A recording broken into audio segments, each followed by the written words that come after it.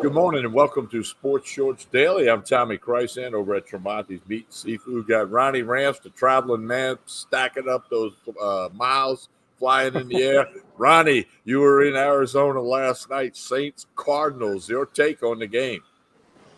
Well, I tell you what, Tommy. First off, I did something I've never done in my life, and that was I left the game before it was over with when I went on the road. That's how frustrating I was. That's how bad it was. Um, and I'm not proud of myself for that, but at the same time, like it was just so bad. Um, you know, the Saints have so many problems. There was a good contingency of Saints fans that were there, uh, whether it be local, whether it be people that flew out there to go play, a lot of boys' trips to go play golf, that sort of thing. And the weirdest thing happened, Tommy, in that first half. Saints really dominated the first half, minus the last 2 minutes of the first half, 2.5 minutes of the first half. They got a 14-6 lead. They were the better team in that first half. And then, okay, you give up a score. The defense was leaky, all game. They've been leaky all year. But okay, 14-14. We got ourselves a game in the second half. I feel good about where the Saints are. And then all of a sudden, you had the back-to-back pick sixes. Obviously, Callaway should have never dropped that ball, and then Dalton as a combination of maybe he shouldn't have tried to force it in there. Plus, he got hit when he threw, and then that was it. I mean, once it was 28-14 and you were shell shocked like that, and then you get the ball back and you got about 50 seconds or so with two timeouts, and you don't even try to score. You just realize, let's just go to the locker room. It was over at halftime, and then nothing happened in the third quarter to make you feel any better. It got worse. And by about 10, early in the fourth, I was leaving the flying saucer, walking to my rental car. Wow, that's amazing. But, I was keeping tabs on the game. I knew it was 14-6, and then somebody told me the Saints are down 14. I went, oh, it can't be. There's only been like 10 minutes, But, hey, now the Saints are 2-5, and they have dug a hole. Even in the NFC South, I thought this team was good on paper. I talked about that several times. But man, I don't know. Is it Dennis Allen? The defense is not what we thought the defense would be. There's a lot of injuries. I get that, but you know what? Every team has injuries, and you have to be able to adjust. Well, the thing is that the defense is. We're going to talk about Dalton and Winston here in a minute, but the defense is not a winning defense, and that's the thing that's just surprised everybody. The other thing is, what did they see in camp that led them to believe that getting rid of Gardner Johnson was a okay thing to do? Where did they think they had the depth? I mean, I don't know. I mean, he must have been such a jerk in camp, or Michael Thomas went to him and said, "Get rid of." I don't know, but the secondary they have is either hurt or underperforming based on what they thought. I mean, it's atrocious. The back end is it's terrible. And the defense in general, I mean, the best they can do is give up a field goal. They're going to give up points every drive. It's just whether they give up a field goal or not. It's not a winning defense. And then you combine that with all the injuries that they've had on offense. It's just not enough. They just don't have enough firepower. And then, I mean, anytime you have a game where you give up, two touchdowns, two pick sixes. I mean, I don't know if anyone's ever overcome that in the history of the football universe. But so I know that part was crazy. And you take away the 14 points off the scoreboard. The defense still was not a very good defense. Yeah, no, I mean, you can point a lot of fingers in a lot of directions right now with the Saints, and that kind of happens when you're 2-5 and you start pointing fingers. But Winston, Dalton, Taysom Hill, that's almost a controversy, isn't it? Well, I'm gonna not put Taysom Hill in the mix because, I mean, if you go Taysom Hill at quarterback, there's no way, as the every down quarterback, there's no way they win, especially with this defense. Now, if you had last year's defense, you could win some games with Taysom Hill because you don't have to score 30 points. This defense, you have to score 30 points, and you're not going to be able to do that with Taysom Hill. Although there's benefit, right, to him playing quarterback because it eats the ball. The possessions are a little longer. But now it's down to Dalton or Winston. And I don't know them. I don't think Jameis Winston would do any better per se, or that all of a sudden they'd be a winning team. But like, if the Saints believe Jameis Winston is their guy, if they believe that he is the potential future, if they believe that they saw something in him that they can resurrect his career and he can be that Pro Bowl type level quarterback, then they got to go for it, because we know Dalton is limited. We know that Andy Dalton is only good enough if you got a good defense. He's a manager. He can do some things, but he's just, he's a heck of a backup. I'm okay with him as a backup, but they got to go for it. I mean, at this point, they're 2-5, and they're going to have to win, 5 in a row or something like that to turn their season around, and that's not going to happen with Andy Dalton at quarterback. So, go for bust. Play Jameis Winston the rest of the year, see what he can do, and if he's not the answer, then pull the cord on everything and start from scratch, draft somebody, and do what you got to do in the offseason. Yeah, I agree with that. And they got we got a little break now. They're taking some days off, from what I understand, and then they'll host the Raiders on Sunday the 30th in the Dome. Yeah, 10 days off. Like you said, the good news is the division is trash. Yeah. So technically, and I mean, Dennis Allen said that technically everything's in front of him, but there's just something missing, Tommy, with this team, and I think it stems from the leadership. There's, Dennis Allen, he may be a heck of a coach, he may be with X and O, but there's just not enough fire. There's just not enough passion. There's something missing, and there's just not that just what they played with the last few years, and with Sean Payton, there was a sense of urgency even last year without Drew. There was just a different vibe around this team, and I just think Dennis is too laid back for this. They don't have the internal fire or something, or they're not afraid of him. I don't know what it is, but they're sloppy. They're making tons of mistakes, and the way he is in general, he's just a very mild-mannered, laid-back guy, and I don't know if that's what this team needs or this organization needs in that leadership role. He might be one of them guys just cut out to be a coordinator and be a very good coordinator, and maybe stay in one place a long time or bounce around like some of them do. I don't know, but certainly they got a little time now to get to the drawing board and see if they can't find a way to beat the Raiders in 10 days. Yeah, it's a shame because Tommy, I'm retiring the jersey for this year. It was my dad's Drew Brees jersey, so I wore it in kind of honor of him. But I think Dad would agree with me. 3, we're going to retire it. I wore it to 3 games: London, Phoenix. Wore it to the game last week in the Dome with Joe Burrow. So 0-3, going to retire the jersey. Going to go with maybe a Hall of Fame polo or something next time. Try to change it up. Yeah, I think Hall of Fame or a Rougarou polo, something like that. Yeah, we definitely need to do something like that. But let me tell you something. If next time the Saints play in Phoenix, if you've ever thought about going for a road trip, go. The city's great. The weather's fantastic. So many great places to eat. If you're a golfer, it's paradise. Stadium is a little unique. It's out there. It's it's interesting. It's where the Super Bowl is this year, by the way. Super Bowl is going to be in Phoenix, and I don't think any Saints fans are going to have to worry about that. Yeah, no. So we'll turn the page on the Saints. Major League Baseball postseason. Alex Bregman hit his 14th postseason home run. That's a record. 3-run homer, hung it on the board, and Yankees shook back in, answered quickly with 2 runs. But that Astro bullpen, I mean, wow. They just come in throwing smoke, and they hit their spots. And, man, it was, Astros up 2-0. They'll play tomorrow in New York. That'll be a 4 o'clock game tomorrow in New York.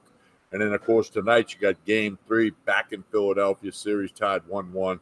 Padres, Phillies, and, of course, the Aaron Nola. Austin with the big hit that kind of threw the momentum into the Padre dugout. Great article in USA Today about how tough it was for their father and their family to watch that all take place. But, Ronnie, it's never happened in Major League Baseball postseason history where a pitcher threw to his brother as the batter. That's cool. Now, it's happened a handful of times in the regular season back in the day. Bob Forsch, Ken Forsch, Phil Niekro, Joe Niekro. George Brett, Ken Brett, but it's never happened in the postseason. Super duper cool. It's such a great story. The Nola family is a wonderful family, good people, and obviously they were great players at Catholic and LSU, and just down to earth, great people. But to me, obviously Aaron Nola is the superstar. He's got the big contract. He's going to pitch as long as he wants to in the league. But Austin Nola making it to the major leagues as a catcher and sticking around and being a relevant guy. Guy had 250 this year. Is incredible, Tommy. His story. I mean, the guy, he was a shortstop. He was done. They were about to release him. He wasn't in Double-A. He said, hey, let me try catcher. They let him try, and they really only let him try because he's just such a good guy, such a good leader, well liked. And they're like, you know what? Let's give him a little bit more time.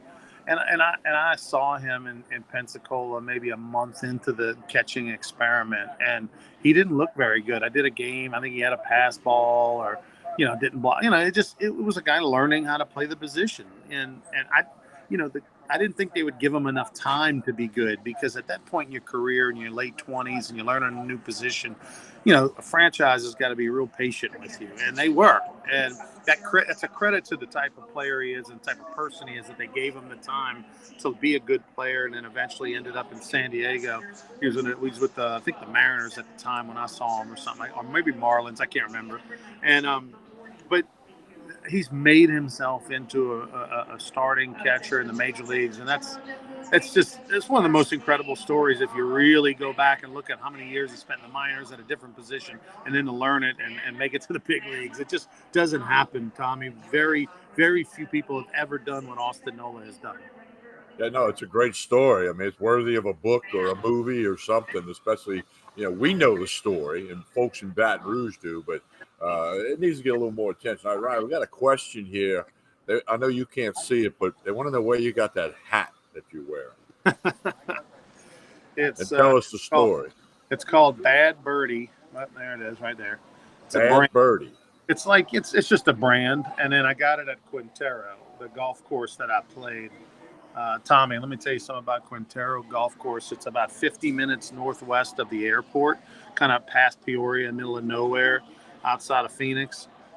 There's about 21 years old. This thing is one of the arguably top 5 finest golf courses I've ever played in my life. I mean, you would go nuts. I know a bunch of people from Louisiana were playing it. I played with Sean Santos, former Holy Cross quarterback 20 years ago. Was a great player for the Holy Cross Tigers. He and I played. I played with his father-in-law and his brother-in-law. But I also stuck around after I was done with them and played with some other guys. I got about 30 holes in. Unbelievable course. Unbelievable. Well worth it. It's been a few years, but I played some golf over there in the desert. I played Superstition Springs, and I don't even know if they're still there. I played the TPC. I mean, I played some nice courses, but it was many years ago. Yeah, TPC is nice, but the thing about it, if anybody's ever played Cascada, which is in Vegas, outside of Vegas, about 40 minutes south of the Strip, it's up in the mountains, and Cascada is just, it literally has a stream that goes through the clubhouse from down the mountain. Like, it's unbelievable. This is similar to that, and it's each hole is its individual hole, and there's hills and mountains, and you're in the mountains. I mean, it's spectacular. I would play it every day of my life if I could. Anyway, that's a little keepsake from there. Ronnie, all right, big question here. Did you see Louis Garcia on Hold the Rope the other night? I did get a text that he wore me out. He wore you out. There ain't no doubt. Let me just say this for the record, Tommy. The bit is stale. Louis' shtick is getting old. He needs some new material. And we're going on 30 years of the same shtick. Okay, we got to coach Louis up. Yeah, we got to get him some new stuff. But and listen, only about 10% of whatever he says is true. So just take that with a grain of salt. It was good stuff, though, and a bunch of people are commenting on our comment board here about that. So that's all good. But and even Dan Canterbury said we got to get Rance and Louis in the studio at the same time and just let them go, and we can go take a break, and y'all can go at it for 30 minutes. Of course, Hold the Rope on YouTube Tuesday nights, but you can watch it at any time. Hold the Rope with Skip and Kendall. Subscribe to the YouTube page. Ronnie, LSU Ole Miss, homecoming for the Tigers. Tigers are 2-point favorite. That's sitting there. 66.5, 67, the over-under. LSU Ole Miss. Everybody I talk to says, I can't figure this out. I don't know which way to go. I don't like the over. I don't like the under. This has really got gamblers, even the small gamblers, the big gamblers, confused. Can that same Jaden Daniels show up? Lane Kiffin. I mean, they gave up 350 yards rushing to Auburn. Can LSU run the ball? Lots of questions. It's supposed to be beautiful weather for a 2:30 kick. Go to hell, Ole Miss. That's the saying around here. The thing is about this game is we've never seen a line swing 4 points, 4.5 points, whatever it did, from one team being favored to the other team being favored when it had nothing to do with anything. Didn't have anything to do with injuries. Normally you see quarterback's out. Now the line changes or the star player is going to play now. We didn't think he was. But this was just over a 24 to 48-hour period. The line went Ole Miss -2, 2.5 to LSU -2. Well, now, Ronnie, I'm getting word right now. It's now LSU -3. Stephen Miller just posted that. That's 5.5 points. Hey, I think we lost Ronnie there. He didn't have a lot of battery left. So I'm going to kind of wrap this up for you. Hey, don't forget, you see it on your screen. The Barstool Sportsbook grand opening at the LeBears Casino is today at 3:30. Ronnie will be there to MC the event today, 3:30. Grand opening at the Barstool Sportsbook. I got a peek at it last week. It's going to be fabulous. Everybody's going to like it. LeBears Casino and Hotel in Baton Rouge. Don't forget to get out there today at 3:30 or get out there this weekend. Grand opening at the Barstool Sportsbook, right where the old Stadium Club used to be. Grand opening 3:30 today, Barstool Sportsbook. All right, now don't forget Sports Shorts Radio, because of the 2:30 kick for LSU, will be 8 a.m. to 9:30. You got that? 104.5 ESPN Radio Baton Rouge. 8 a.m. to 9:30 is when you can listen to Sports Shorts Radio. Derry Beckwith, Joel Davis, Hunter McCann, myself, Ronnie. We'll be at the Barstool Sportsbook. We're not sure where they're going to make us set up. That's going to be determined later today. But come by early in the morning. Check it out. 8 a.m. to 9:30, we're on the air. You can certainly listen there at your convenience or stop by. Also, I'm at Tremonti's Meat and Seafood. You see the whiskey wall behind me. They got the wine wall and deer processing for all you hunters. The lunch special today is fried catfish with crawfish etouffee on it. Lunch special tomorrow, if you're not heading to the game, barbecue ribs. Also, Thanksgiving's right around the corner. You can already order your turkeys, fried turkey, smoked turkey, rotisserie turkey. You can go to Tremontis.com, click the seasonal tab. You got all your prices, everything you need to know for the fried turkey, the rotisserie turkey, and the smoked turkey. I've been getting turkeys from Tremonti's for over 15 years. You won't go wrong if you get a smoked turkey or a fried turkey from Tremonti's Meat and Seafood. And yes, they do have all the side dishes and the rice dressing and the green bean casserole. They got everything you can imagine. Go to Tremontis.com and check out the seasonal tab. It's got all the turkey Thanksgiving information. And, of course, don't forget the lunch specials here at Tremonti's Meat and Seafood, the wine, the whiskey, the Chairman's Reserve meats, chicken, pork, seafood, boiled shrimp, you name it at Tremonti's Meat and Seafood. We want you to check that out when you do get a chance. So, again, Tremonti's, we want you to check them out. Tremonti's Meat and Seafood, Jefferson Highway, right down the street from Parkview Baptist Church and School. You can connect with them on Facebook and Instagram as well. Tremonti's Meat and Seafood. Appreciate everybody today out there watching. Don't forget the radio is tomorrow morning, 8 until 9:30, 104.5 ESPN Baton Rouge. And we'll be back Monday for Sports Shorts Daily. I'll be over at Court Street Cafe in Port Allen. Hey, Court Street Cafe is now back open on Sundays for brunch, 8 a.m. to 2 p.m. Court Street Cafe. They got the mimosas going, and they'll have brunch. Great food at Court Street Cafe. Of course, they'll have the LSU Florida game on, and they do have the bar area. They'll have it on. And steak night is Saturday night at Court Street Cafe. We'll go get the brunch. Sunday morning brunch, Court Street Cafe, 805 Court Street in Port Allen. We want you to check them out. I look forward to being there Monday. All right, that's going to do it for today's episode of Sports Shorts Daily. Thanks to all the comments, the like buttons, Stephen, Chance, Paul. Appreciate all you guys chiming in. Like and share this video. That's important in the big picture. Hit the like button, hit the share button so lots of people can see it. That's what we would like you to do. On behalf of Ronnie Rants, I really appreciate you watching. Like and share this video. I'm Tommy Christ, and you've been watching Sports Shorts Daily.